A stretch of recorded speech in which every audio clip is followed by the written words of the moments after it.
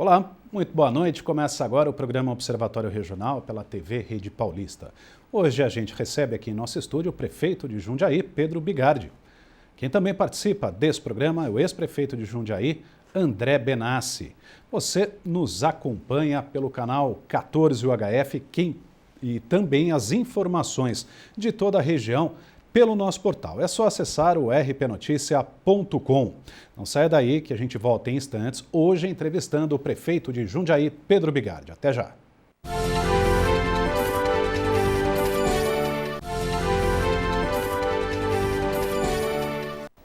Está no ar o programa Observatório Regional pela TV Rede Paulista e hoje a gente recebe o prefeito de Jundiaí, Pedro Bigardi. Prefeito, boa noite, muito obrigado pela sua presença aqui no Observatório Regional. Boa noite, Leandro. Boa noite, André. Prazer estar aqui com vocês novamente. André, boa noite. Obrigado também por participar desta edição do Observatório. Boa noite, Leandro. Bom, prefeito, primeira vez no ano que o senhor participa, a gente retomou o programa na última semana com o Carlos Ozarrata e hoje aqui no nosso estúdio o senhor. Quando o senhor veio pela última vez, era do PCdoB, partido ao qual o senhor ficou durante 9 anos, foi eleito pelo PCdoB como prefeito de Jundiaí. E agora o senhor mudou, anunciou no início deste ano, de 2016, se desfiliou do PCdoB e se filiou ao PSD, o Partido Social Democrático. Há tempo já, prefeito, o senhor vinha alimentando essa ideia de deixar o PCdoB e quais foram esses motivos que o levaram a se desfiliar do PCdoB? Eu já vinha com essa ideia de mudança do partido desde o ano passado, né? A partir da metade do ano passado eu comecei a pensar nisso. E fiquei 9 anos, como você disse, dentro do PCdoB, fui eleito deputado, eleito prefeito também. Portanto, tenho uma trajetória dentro do PCdoB vitoriosa, inclusive, mas eu sentia que havia necessidade de buscar um outro espaço, um outro campo de trabalho dentro da política. E por que o PSD? Porque em 2012 a gente teve a eleição com 5 partidos coligados, apenas 5 partidos. O PSD estava comigo desde 2012. Eu ajudei, de certa forma, a criar o partido na cidade, quando fui procurado pelo ministro Gilberto Kassab, naquela oportunidade. Então, eu ajudei a criar o partido na cidade. São pessoas que são do meu convívio, 2 secretários aí do governo, o Cristiano Lopes, o Marcos Brugnoli, o Osmil Krupp, que é o presidente, que é uma pessoa que também tem uma relação já histórica com ele. Eu achei que, para mim, era um campo de atuação melhor, pela conformação do partido em Jundiaí. Estou pensando muito na questão local, na relação local.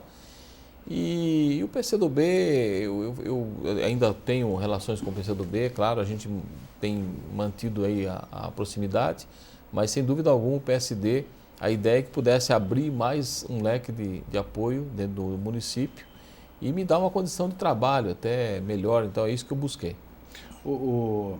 Até, prefeito, o lado político hoje, a dificuldade imensa que a gente tem visto, a chamada esquerda de trabalhar, enfim, de fazer coligações, de fazer acordos.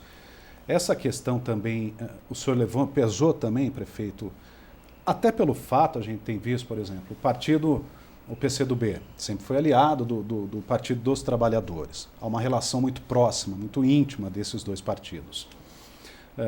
E aí do começo do ano passado para cá, muitas lideranças deixaram o PCdoB, deixaram o PT também.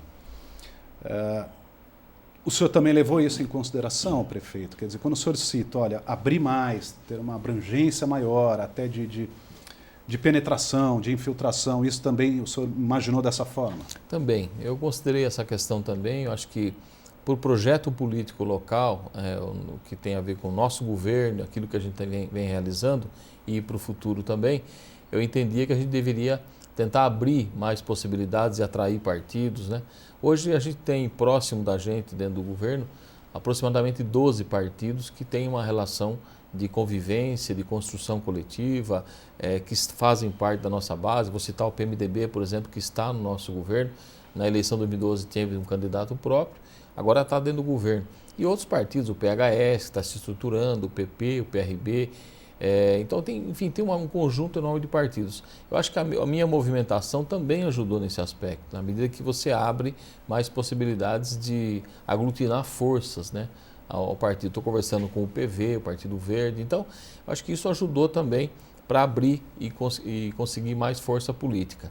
Em relação ao quadro nacional partidário, a gente vive uma crise muito acentuada no Brasil, muito acentuada. Nós não conseguimos fazer reforma política, nós não conseguimos fazer uma reforma partidária. O Brasil tem mais partido, muito mais partido do que deveria ter, devia ser muito mais enxuto isso.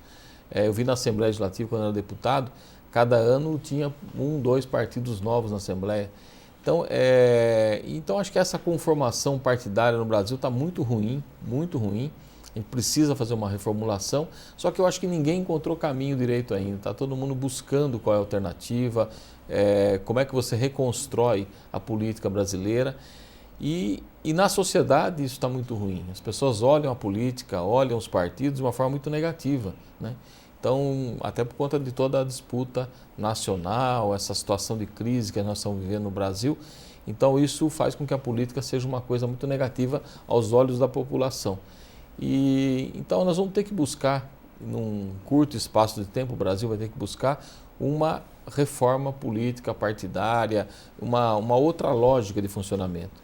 E o PSD, ele me dá uma condição de transitar, de dialogar com muitos setores, né? Setores de esquerda, de direita, de centro. Eu consigo dialogar mais. Isso facilita para o projeto político. Além da minha relação com o ministro Gilberto Kassab, que tem uma relação muito próxima com Jundiaí, do ponto de vista de liberação de recurso, de presença política aqui. Então, tudo isso compõe aí na minha mudança. André, quer comentar? Eu estranhei porque eu conheço o Pedro há muito tempo. O Pedro é uma figura... Eu estranhei o Pedro, figura do PCdoB. Mas no fim ele ganhou o PCdoB. Eu falei... Que eu acho que o Pedro tem uma postura mais assim... mais assim, diferente. O PCdoB é um partido de briga de rua, de enfrentamento, e eu vejo o Pedro mais por lado de tradição, de manter ordem, organização. E consegue penetrar em todas as camadas. Eu acho que você fez o certo, Pedro, porque eu nunca vi você assim como figura de agressiva, como era o PCdoB antes. Como era o PT, até hoje o PT não sabe contornar a coisa, entender a coisa. E depois desgringolou agora de vez, descambou. E quer ver outro erro das esquerdas, né, principalmente do PT? Você trabalha para fazer um governo. Quem trabalha para fazer um governo tem que governar. Quando se fala de fazer reforma, ninguém está de acordo para fazer reforma. Quer dizer, não enfrenta o problema. Então precisa ser sensatez nessa hora. Não dá para ficar no partido sempre sendo contra, não querer fazer nada. Ganhou, fez um esforço tremendo para ser governo? Tá bom, então vai governar agora. Vai ver o que precisa fazer. Se for para fazer reforma, tem que fazer. Não vai fugir de tudo. Porque isso não é um teatro que quer só aplauso. Tem hora que não dá para ter aplauso. Mas se fizer um jogo sério, ao fim do trabalho, vai receber a recompensa. É isso que eu penso. O partido político tem que pensar em produzir alguma coisa para a sua sociedade. Se dispõe a fazer o quê? Ir lá só para ganhar aplauso? Ou ir lá para corrigir problemas, enfrentar os problemas e pôr ordem de tal forma que ganha toda uma sociedade. Então, eu acho que está certo. Sai de um agrupamento que não pensa em trabalhar com a sociedade, pensa em concorrer eleitoralmente sempre. Ganhar aplauso em época de eleição. Fugiu, passou isso, tem que governar. Eu só queria acrescentar, eu acho que essa polarização política no Brasil, esse nível de disputa, ele é tal hoje que ele impede também os avanços todos que a gente gostaria de ter. Aliás, muitos partidos têm essa visão que, por exemplo, precisa avançar nessas reformas, só que esse clima de disputa que está instalado no país, ele impede que a gente avance também. O que está acontecendo hoje é que é uma disputa diária, e uma outra coisa que piora ainda mais a nossa situação é essa coisa de eleição a cada 2 anos, que dá uma instabilidade, eu já tive até a oportunidade de falar aqui, muito grande para o país. Você sai de uma eleição, você entra na outra. E a disputa é o que vale, não vale às vezes o trabalho, a defesa do país, é só a disputa eleitoral. É isso que está acontecendo. Então, se a gente tivesse disputas a cada 4 ou 5 anos, eleições coincidentes, um pouco mais de estabilidade política nessas disputas, a gente conseguiria governar mais. Os municípios estão sofrendo hoje uma coisa que nunca sofreram na vida, que é uma queda da arrecadação por conta da crise econômica, mas que está vinculada à crise política. A gente vê o Congresso Nacional que não consegue andar em absolutamente nada. Essas travado. pautas travadas travado. têm afetado diretamente os municípios, prefeito? Demais. Você vê que Brasília está numa disputa na questão do Congresso todo dia, todo instante, em que a gente vê que fica travado, completamente travado. E o município, aí a economia olha essa crise política, ela fala, eu não vou arriscar investir numa empresa, não vou fazer um investimento, fazer uma ampliação. Fica todo mundo na expectativa. E essa expectativa é que o país tem uma estagnação econômica. Daí essa diminuição de recursos para os municípios, para o Estado e para a nação. E tem uma crise internacional também que nos afeta. Mas no caso do Brasil, precisava sair desse travamento para poder andar um pouco mais. O empresário não investe por quê? Porque também ele investe dinheiro, às vezes, que ele não tem. Ele toma emprestado para investir. Agora, você vai tomar dinheiro emprestado para investir e você não sabe o que vai acontecer, como é que ele faz pagar. Exatamente, tem que ter segurança. Perfeito, é isso. Não tem segurança. É uma insegurança hoje, jurídica, econômica e política. Isso quer dizer, trava tudo. E o relacionamento, prefeito, diante de um quadro político de extrema gravidade no país, como é que tem sido do senhor com o deputado Miguel e com o Luiz Fernando? A gente tem, na verdade, pouco relacionamento de convivência. A gente tem alguns momentos de alguns assuntos, alguns temas que são discutidos, mas pouca relação de convivência. Eu tive, especialmente em 2013, 2014, muita relação com o governo federal e com o governo estadual. Vou dar um exemplo aqui, moradia. A gente está entregando agora as moradias do São Camilo, do Novo Horizonte, são 1.500 moradias que foram conquistadas graças a um relacionamento muito bem construído com o governo federal, o programa Minha Casa Minha Vida, e com o governo estadual do Casa Paulista, que é um complemento, senão não viabilizaria. E mais o município que colocou o recurso, o terreno. Isso foi construído em 2013, 2014 e os resultados estão vindo agora. Então, essa relação com os governos, ela aconteceu muito forte em 2013, 2014, principalmente. Agora a gente está meio que utilizando os recursos que vieram daquela oportunidade. Claro que tem emenda parlamentar dos deputados, então essas coisas a gente trata. Mas do ponto de vista dos grandes recursos, dos grandes projetos do município, já foi tratado lá atrás, quando a gente tinha um canal, digamos, mais direto. Então a gente tem uma relação institucional de convivência, mas não tem essa coisa mais diária, mais cotidiana, até porque somos de partidos diferentes, então cada um tem a sua lógica de trabalho. Né? Nós vamos para um rápido intervalo. Sai daí que o programa Observatório Regional, hoje recebendo o prefeito de Jundiaí, Pedro Bigardi, volta em instantes.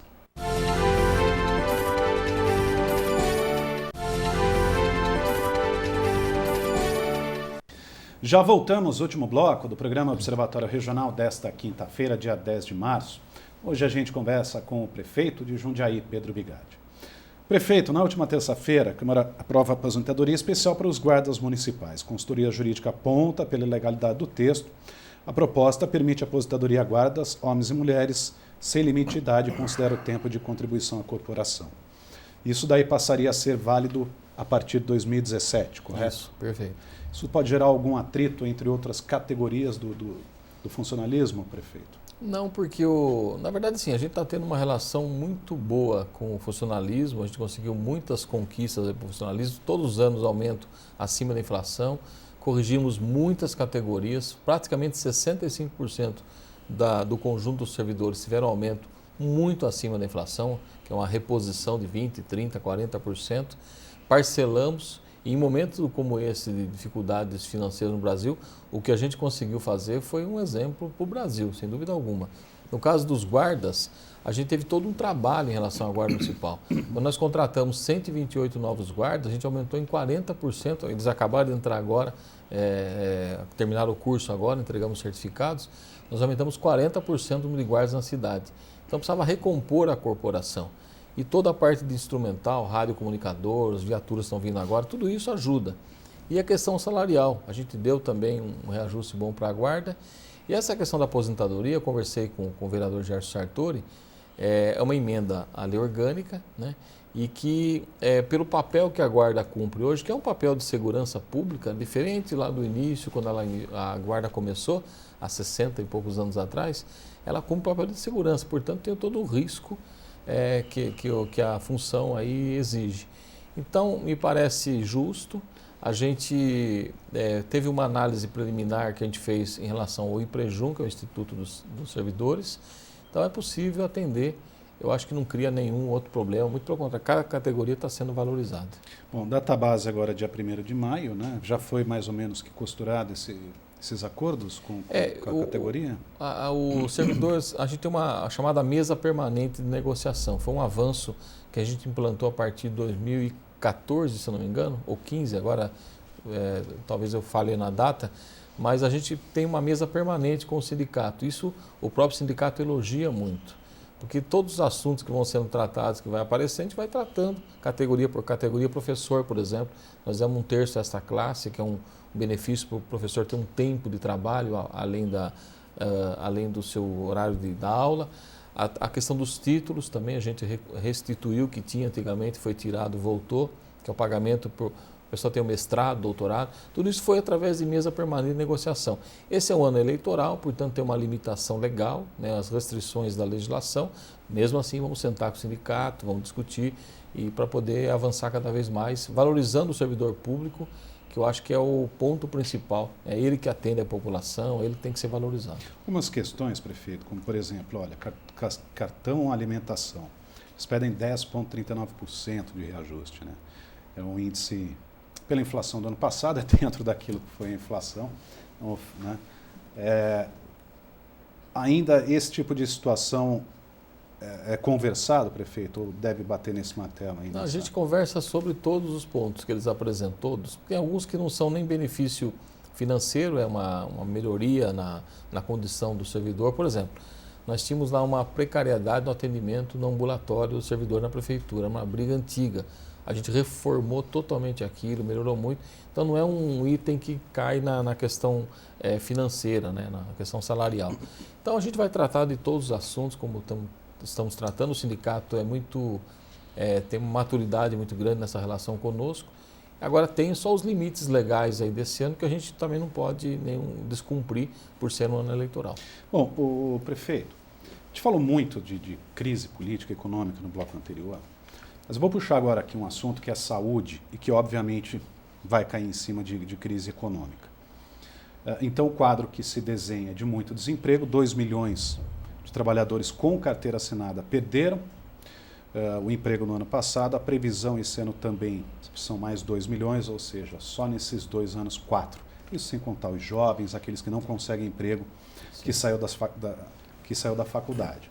Daí quando a gente entra no quadro da saúde, prefeito, você tem essa gama de desempregados, tira da escola particular, coloca numa escola pública, ou seja, o município, no caso do senhor, vai ter que absorver isso.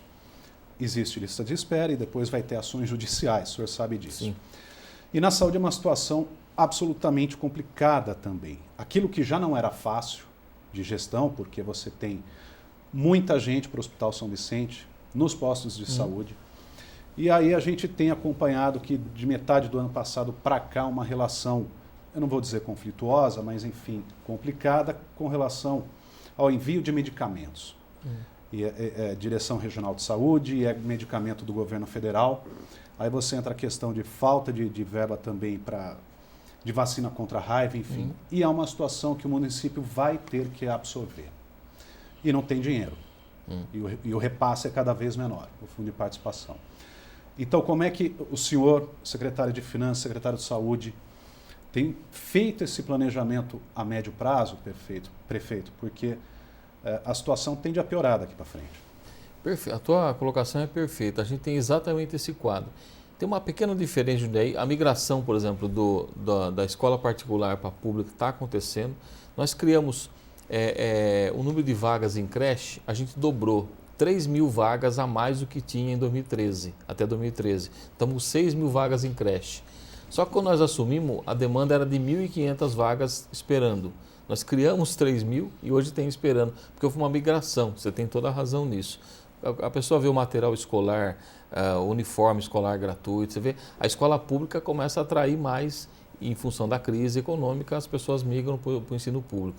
Na saúde não é diferente. As pessoas estão migrando do plano de saúde para o programa de saúde, o SUS. Esse ainda é um receio maior, né? Mas está acontecendo também, a gente até detectou isso, como as pessoas vão até, às vezes, um médico do plano de saúde e acabam fazendo um exame dentro do SUS, porque procuram, até indicados, eu diria. Então, essa migração está acontecendo. O caso de Jundiaí, primeiro, a crise econômica também pesa na cidade, nós não somos uma ilha no Brasil, mas ela está pesando menos. Nós estamos atraindo empresas agora muito interessantes. Acabamos de inaugurar uma empresa de medicamentos, uma distribuidora, que vai gerar 300 empregos, está funcionando já na cidade. Aquela empresa que está vindo para cá, que é a única da América Latina que faz produtos, faz equipamentos para combate ao câncer, radioterapia, quimioterapia, é a única na América Latina, vai se instalar em Jundiaí. Todas as semanas a gente consegue ter sempre uma boa notícia na área de vinda de empresa para cá. Então a gente meio que se segurou nesse momento de crise no Brasil. Agora, na saúde, na educação eu diria que não, que a gente tem uma estrutura um pouco mais de atendimento da rede boa. Na área da saúde a gente está fazendo as 4 UPAs, então vai exigir mais recursos. Cada UPA vai custar ao mês mais ou menos 1 milhão ao mês a mais. Então você imagina o tamanho disso.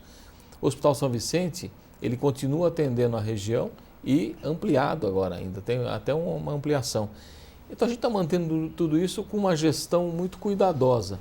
O que falta na saúde, na minha opinião, é cumprir o que diz a Constituição, que é, outro dia eu conversava com o governador Geraldo Alckmin, que dizia isso, a gente tem que ter a participação dos 3 entes da federação, cada um com 1/3. 1/3 federal, 1/3 estadual e 1/3 do município. A gente resolveria a questão da saúde no município. Hoje a gente coloca 110 milhões no Hospital São Vicente, o governo federal coloca 30 milhões no ano, a gente coloca 110 milhões no ano, o município de Jundiaí, e o Estado não coloca nenhum real no São Vicente. Está errado isso. Tem que ser 1/3, 1/3, 1/3.